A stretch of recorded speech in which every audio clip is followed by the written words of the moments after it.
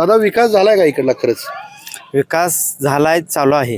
आणि जर सावडेकर मॅडमांना जर जिंकल्या तर आणखी जास्त जोमानं विकास होईल. याआधी प्रशासक होतो जिल्हा परिषदवर, काय प्रशासकांनी केले काय?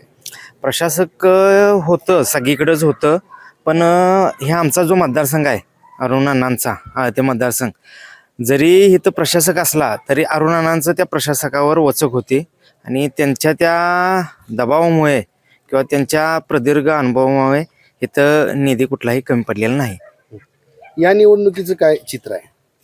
या निवडणुकीचं सध्याचं चित्र जर म्हटलं असा तर लाडक्या बहिणीचा हा इफेक्ट सगळीकडे पडणारच आहे. सोबत अरुण अण्णा यांचा जे मानणारा जो वर्ग आहे तो जास्त प्रमाणात आहे. त्याच्यामुळे विजय हा सुलभ आणि सुकर होणार आहे. आणि डॉक्टर मॅडमांचं जे कार्य आहे त्या कार्याच्या जोमानं इथला विकास जो आहे तो अगदी सोपा होईल, ही काही सांगायची कोणी गरज नाही. लोकांनी डॉक्टर मॅडमांनाच का मतदान करायचं? एक उच्च शिक्षित महिला आहेत, परत त्या म्हणजे आरोग्य क्षेत्रात त्यांचं चांगलं भरीव काम आहे. त्यांचं सांगलीला हॉस्पिटल होतं, आता इथं 2-3 वर्ष झालं पिठवडगावमध्ये हॉस्पिटल आहे. आणि जास्तीत जास्त कमी खर्चात चांगली उत्तम आरोग्यसेवा देण्याचं त्यांचं काम आहे आणि त्या करत आलेले आहेत.